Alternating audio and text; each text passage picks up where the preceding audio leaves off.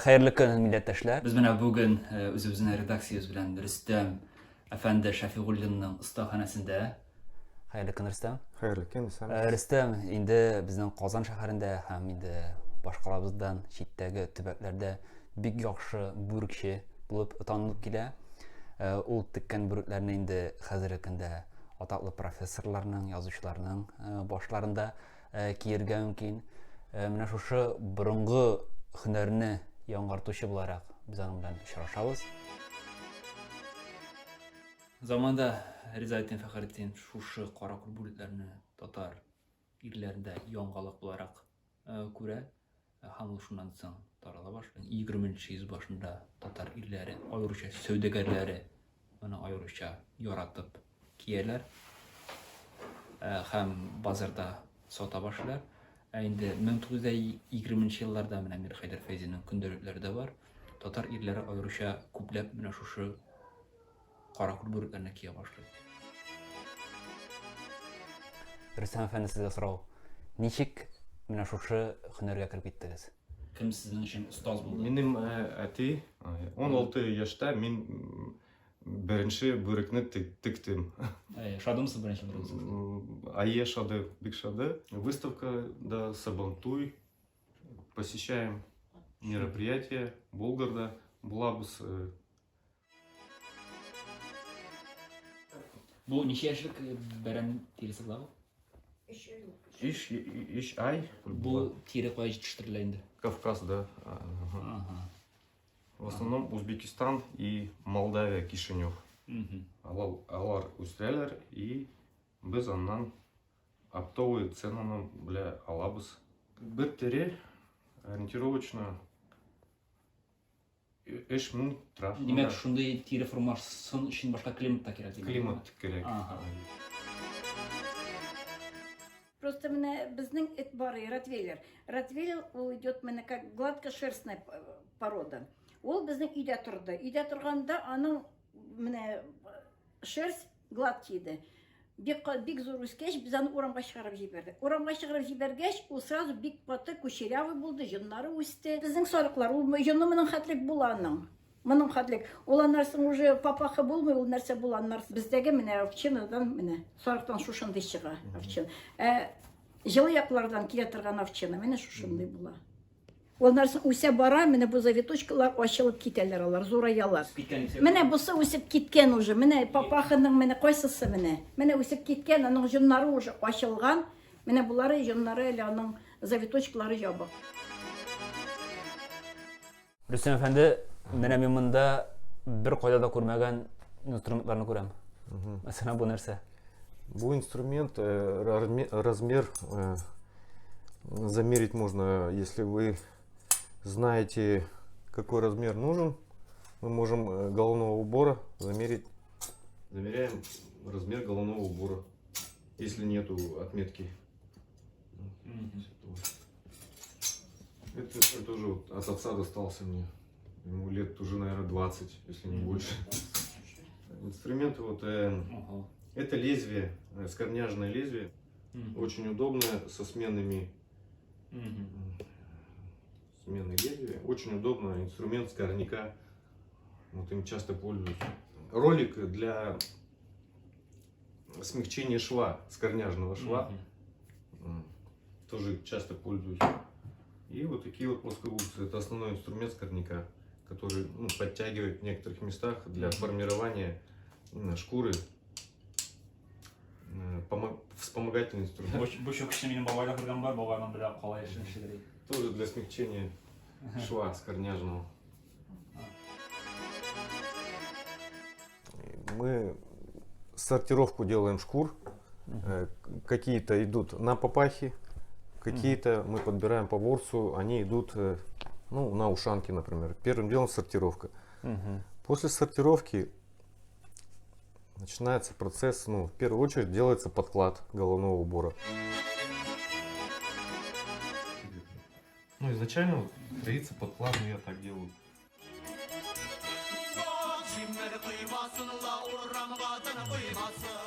Размеры уже знаю, поэтому можно сказать, что все получается быстро.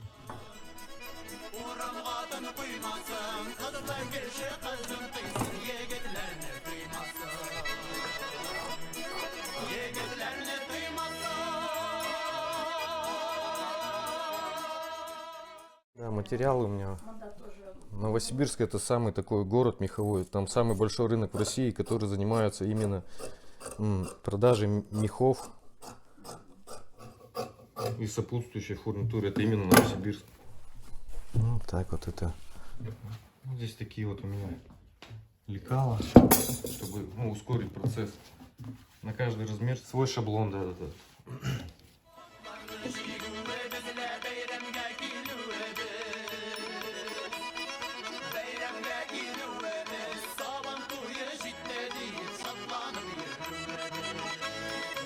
Сюда же я ставлю размерка, у меня такая вот есть уже.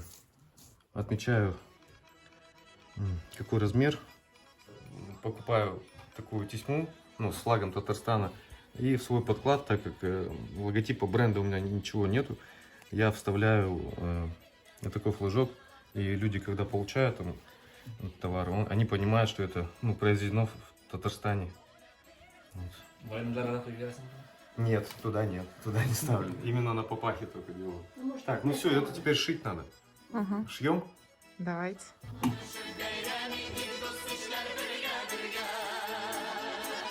Каждая машинка заточена под свою операцию, да.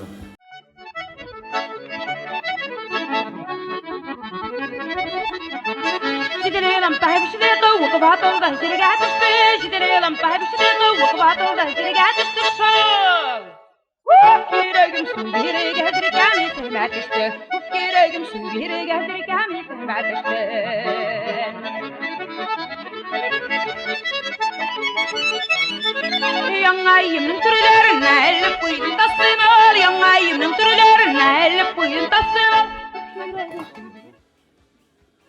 Қабуа ектімал, бұл керегім су керегі қабуа ектімал. По размерам под подклад мы вырезаем вот такой вот у меня заготовка уже готовая. Вот такой и сшиваю. Давай вот это возьмем. Так, нам нужна верхушка, получается. Orman boylarında yürüyen şaklarını sağınırsın, dalla boylarında yürüyen şaklarını sağınırsın şol. Of keregim tüme yakın, utuna kabınırsın, of keregim tüme yakın. Все, и идем на скорняшку, получается. Utuna kabınırsın. Другая машина, она получается именно делает скорняжный шов для меха.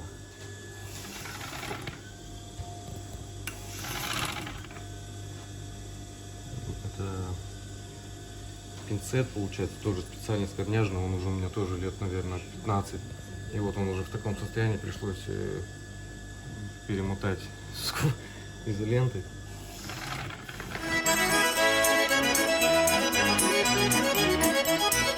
Скорняжный шов это именно для меха, потому что мех мы не можем прострочить на прямострочной швейной машинке, потому что будет виден шов. А скорняшка именно она, мы заворачиваем в ворс, и вот он делает такой шов. Это именно меховой шов скорняжный. Раньше его шили вручную. Я, например, начинал шить вручную. Потому что машин таких не было, либо они стоили очень дорого. И мы шили вот этот шов именно вручную. И вот его не видно. Все. Как это назвать-то? Прокатываем вот эти швы, чтобы они были, не выпирали.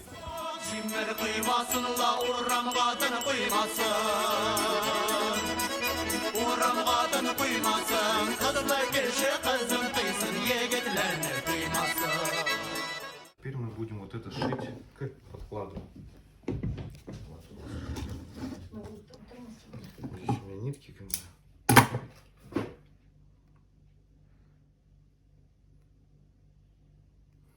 Язычков не вижу. Получается, на эту колодку я вот сажаю подклад. Ее мы должны пришить. И вот я подмачивал для того, чтобы, когда она подсохнет, она уже форму примет.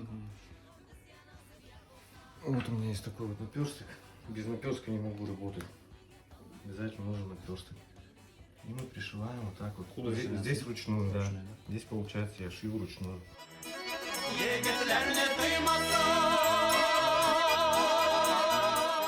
Тут специальная нитка идет. Ну, не прям специально, но здесь своя толщина, ХБшная нитка, да. Да, конечно, я нитки специально покупаю в швейном магазине. И теперь мы берем вот эту, где наш молоток, такой мощный был. Деревянный. Да. А вот он, можно, пожалуйста. Вот получается для того, что вот это вот немножко стукиваем.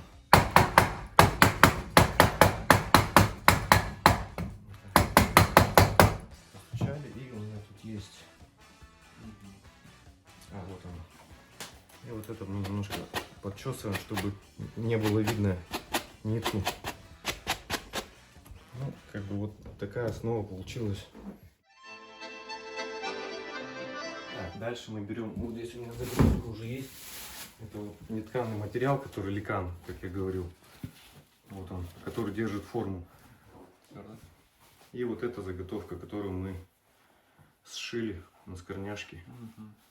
Подмачиваем, всегда используется вот этот пульверизатор для не мочим, а просто подмачиваем. И вот эту. Ну, опять шить здесь тоже вручную. Ну, наверное, 50 на 50, 50% мы шьем вручную, 50% на швейной машинке. Вручную шить тоже надо.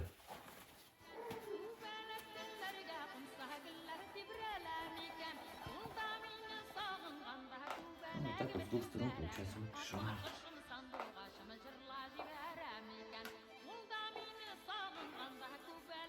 Наперсток тоже, привык к нему очень работать, когда только учился, у меня тоже тетя Нина учила шить еще раньше до мне. И я не хотел одевать наперсток, но она меня заставила, говорит, обязательно одевай наперсток, потому что, я говорю, мне неудобно с наперстком.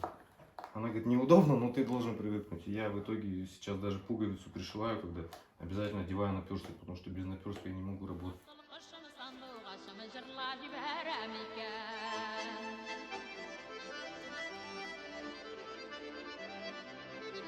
По попахам у меня, в принципе, спешки нету. Я это делаю как хобби у меня, наверное, даже не как работа. Реально оно успокаивает меня почему-то. Да. Вот получается вот такая основа получилась у нас. Не клея, ничего, он уже сам по себе такой материал, который дышащий. Ну, самое главное, что голова уже потеть от него не будет. Ну и все, и дальше получается также подмачиваем. Подмочили. Здесь у нас вот эта заготовка, которую мы делали. Ну и все, эту заготовку мы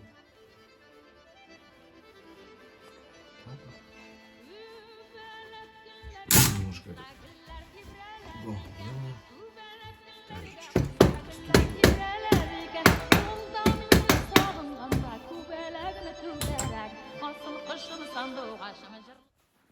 И теперь мы должны это все прошить подклад.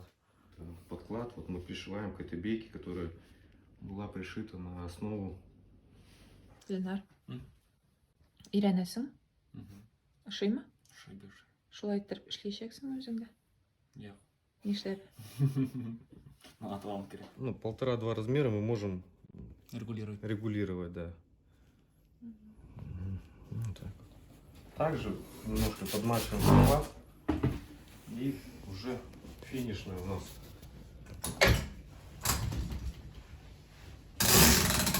Вот так вот. Его разутюживаем, получается. Ну, я его подключаю к электросети. И затем мы уже ставим его на колодку. Вот такая вот колодка под каждый размер. колодка, вот, например, это 58-я. И сюда мы ее сажаем. Она должна, естественно, сушка. Так как, в принципе, мы его не сильно мочили, поэтому оно просто формируется.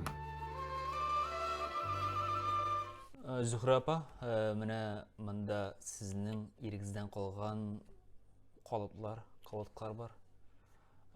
Булар гади генә агач бүрәнәләр түгел, ничек сталарча кисеп эшләнелгән әйберләр. Мастерлар эшлиләр. Аны простой кеше эшли алмый. Аны специалист, бик көчле специалист кирәк монда. Потому что бу аны ясау өчен тоже үзенең бер системасы бар. Аны башта менә агач эзлиләр. Агачы тоже менә гафу мин хәтерләмим нинди именно агач. Агачы тоже любой агачында барам. Любой агач ярамый. Ул агачны алалар башта аны менә шушлай кисәләр инде, бүләләр инде формасы иттереп инде. Аннан соң бер-берсе белән инде ябыштыралар. Ябыштыру тоже процесс тоже узак бара торган. Бер колодканы ясар өчен аңарга где-то бер атна кирәк бу колодканы эшкә чыгарыр өчен. Менә бер атнадан да ким колодка әзер булмый. Колодка дөрес эшләнгән булса, аның бүреге дә матур чыга. Колодкадан тоже яхшы булырга тиеш. Менә шуңа күрә без инде колодкаларны тоже сатып алабыз, кыйбат ул колодкалар, но без аңарда инде кирәк ул безгә эш өчен. И эшлибез инде шушы колодкалар белән. Сейчас вот в таком виде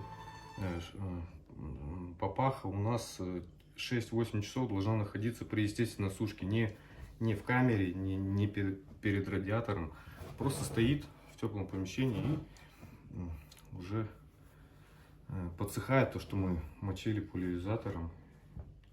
И через 6-8 часов мы снимаем с гвоздей, и папаха готов. Да, можно отправлять. Чаллыдан инде, Нижнекамскидан, алар инде безнең постоянный покупательләр ул яктан.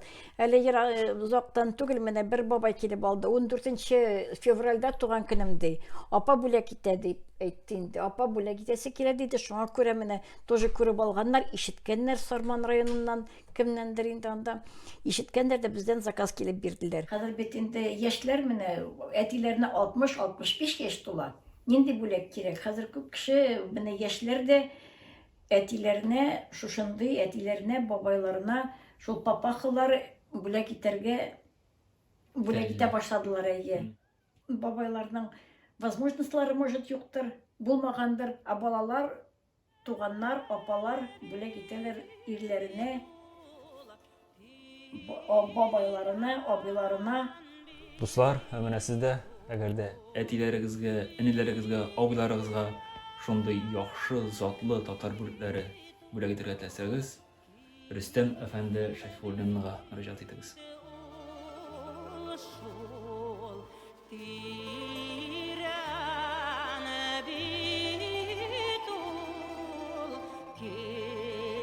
Be